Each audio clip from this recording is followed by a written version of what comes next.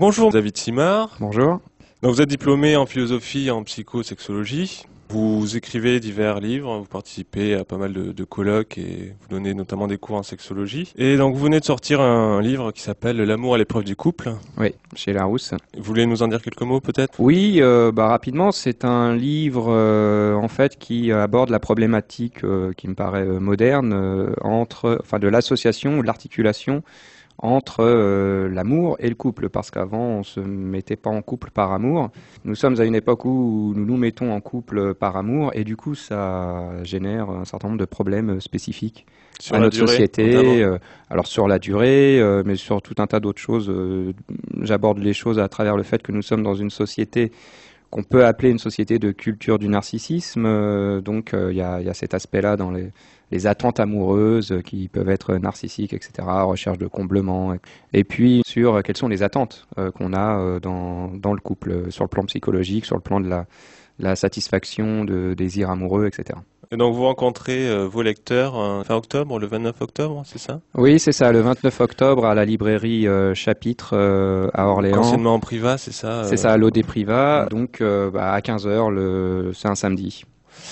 Vous avez également un site internet, amouretSexualité.com, tout attaché. Oui, où je mets des articles un peu de fond sur l'amour, sur on va dire la philosophie de l'amour. On va parler donc d'asexualité, donc le fait de ne pas avoir d'attirance sexuelle pour une personne, et aussi du mouvement, si c'en est un, de mouvement no-sexe. Bon, alors il est vrai que ça fait peut-être des siècles que le fait de ne pas avoir d'attirance existe chez certaines personnes. Et donc ma première question, qui est peut-être toute bête, mais pourquoi d'après vous on en parle tant aujourd'hui? Alors pourquoi on en parle tant je sais pas trop, je peux avoir quelques hypothèses. Peut-être d'abord parce que nous sommes dans une société où nous parlons beaucoup sexualité. Et où il y a même quelque chose d'une injonction à avoir une vie sexuelle et une vie sexuelle épanouie. En tout cas, ce qu'on a appelé la libération sexuelle est allé jusqu'à une espèce de renversement d'obligation d'une sexualité épanouie, diversifiée, etc. Donc peut-être que cette émergence organisée, on va dire, d'une communauté qui se dit asexuelle est liée est une réponse à ce phénomène social-là. C'est vrai que certains vont jusqu'à parler de terrorisme sexuel, en parlant justement de cette obligation, de jouir. Oui, voilà. Des fois, on entend certains discours, et même y compris de la bouche de sexologues, qui on a l'impression qu'il y a une norme de l'épanouissement sexuel. Oui. C'est-à-dire que si on ne fait pas telle ou telle chose, qu'on ne le fait pas comme ci ou comme ça, qu'on n'utilise pas tel ou tel objet, c'est qu'on est frustré et pas épanoui sexuellement. Et je pense que c'est un peu plus compliqué que ça quand même. Bah justement, je sais que c'est indispensable à l'épanouissement personnel, ou est-ce que non? On n'est pas... Moi je dirais que non, on s'épanouit là où est notre désir en fait. Et si notre désir n'est pas focalisé sur la sexualité, notre épanouissement sexuel va être ailleurs.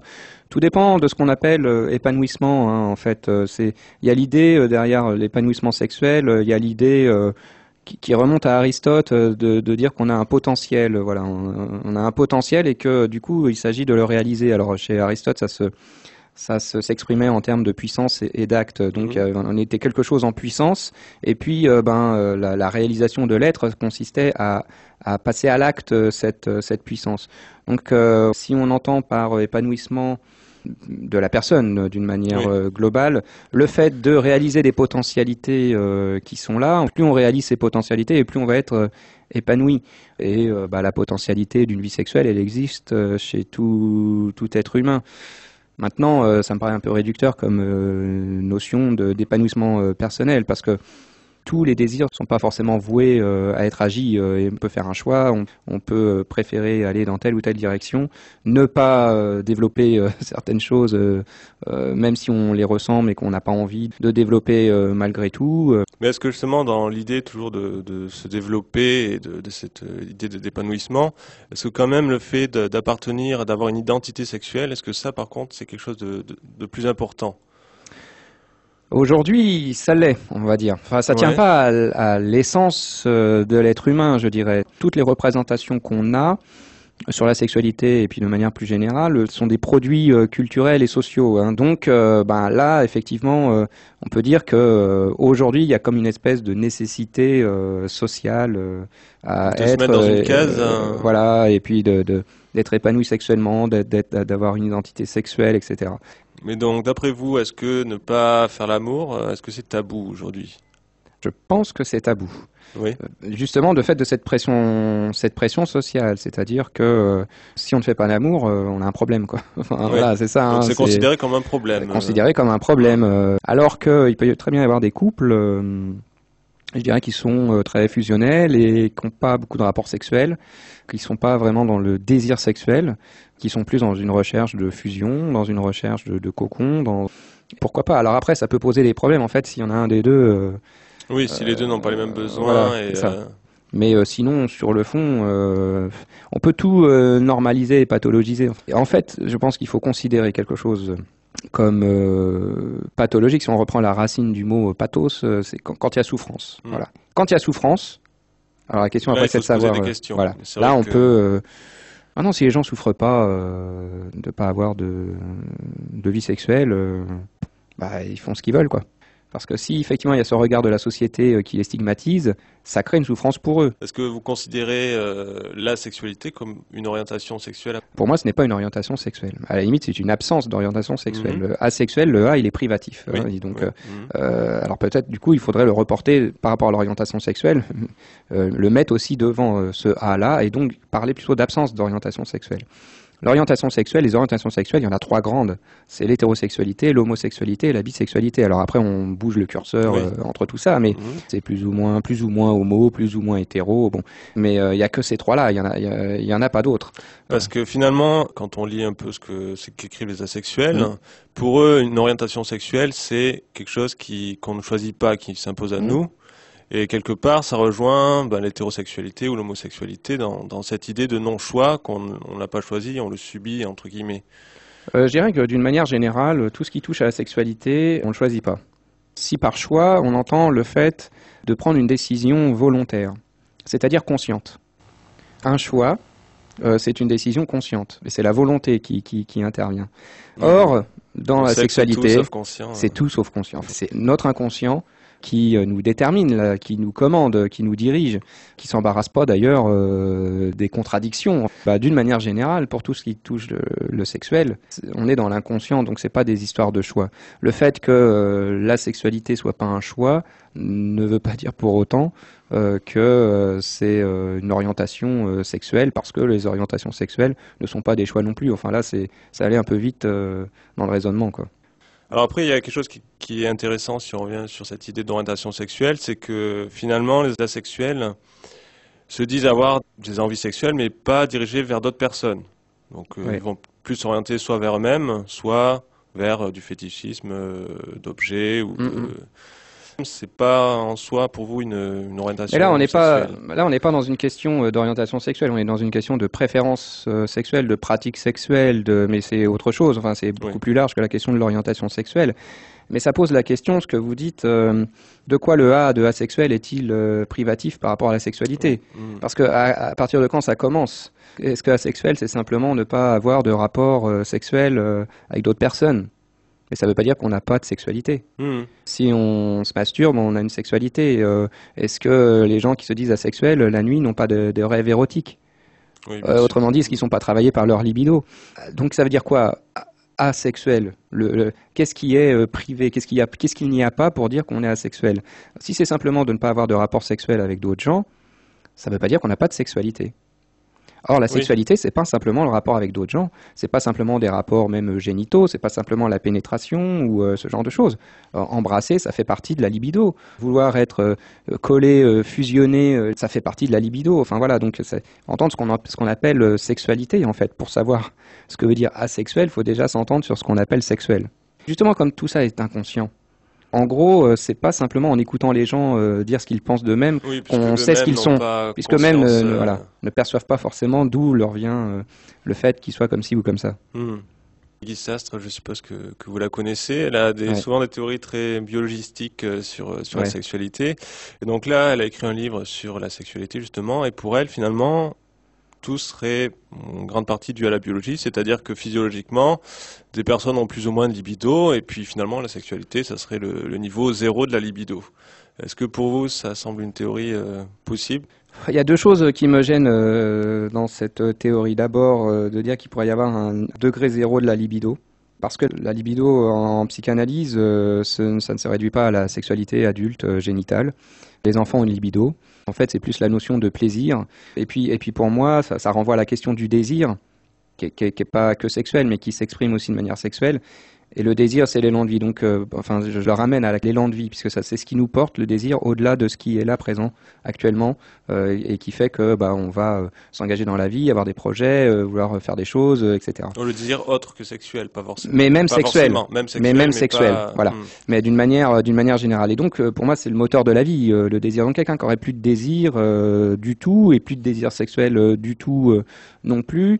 Peut-être que c'est quelqu'un qui est en dépression, peut-être que c'est quelqu'un qui va vraiment pas bien. Et enfin, cette idée d'absence de désir. Alors, je sais bien que c'est l'absence de désir sexuel, mais enfin, ça me paraît litigieux de dire qu'à partir du moment où quelqu'un a du désir, même d'une manière générale, il n'a malgré tout aucun désir sexuel. Enfin là, il y a quelque chose une espèce de dichotomie dans la notion de désir qui se fait, à laquelle j'adhère pas, quoi. Donc, ce que vous dites, c'est que ce désir d'élan de vie est indissociable de la libido, finalement. La libido, c'est la pulsion sexuelle, mais c'est la pulsion en fait de vie, l'élan de vie, ce désir qui fait que c'est une énergie qui peut s'exprimer sexuellement, mais qu'on peut utiliser à autre chose, qu'on peut utiliser à faire des œuvres, à créer des œuvres artistiques, qu'on peut utiliser pour n'importe quel projet. Enfin voilà, donc c'est cette énergie-là, je pense qui peut prendre différents chemins, mais je vois pas du coup là-dedans ce que peut vouloir dire n'avoir aucun désir, le niveau zéro du désir sexuel, quoi.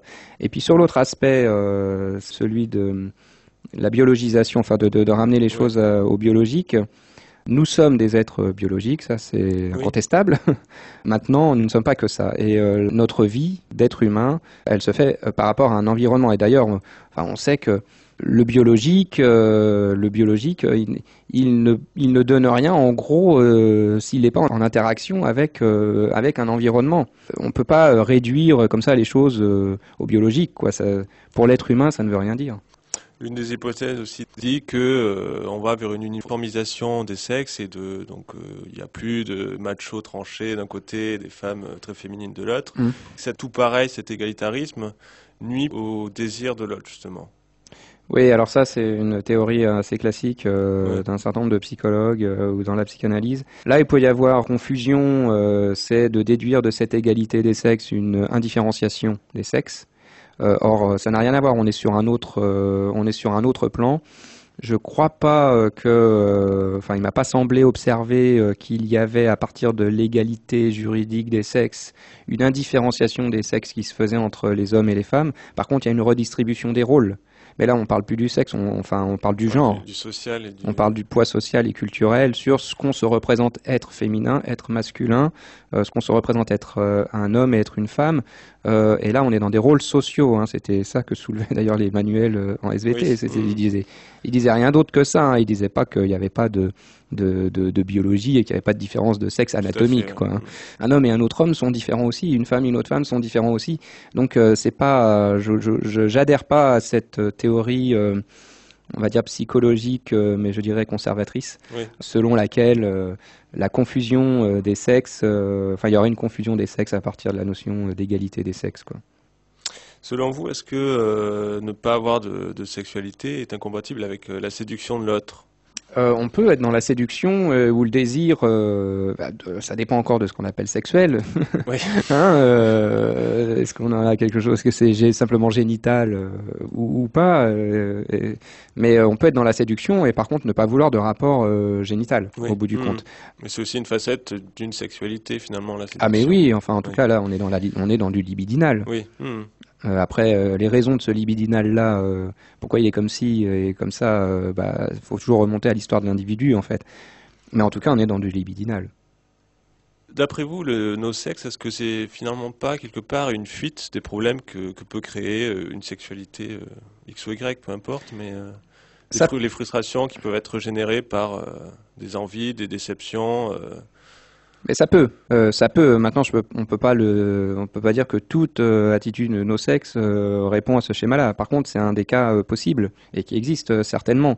C'est une fuite de la relation à l'autre, de ce que ça peut générer, des frustrations, des manques, de la peur de perdre l'autre aussi, etc. Donc oui, effectivement, il peut y avoir une manière de s'isoler dans la vie affective, on va dire, amoureuse, pour éviter les souffrances que la vie amoureuse peut générer. C'est une des possibilités. Maintenant, on ne peut pas affirmer que c'est le cas, que c'est ce schéma-là qui est à l'œuvre dans tous les cas de personnes qui ne veulent pas avoir de sexualité.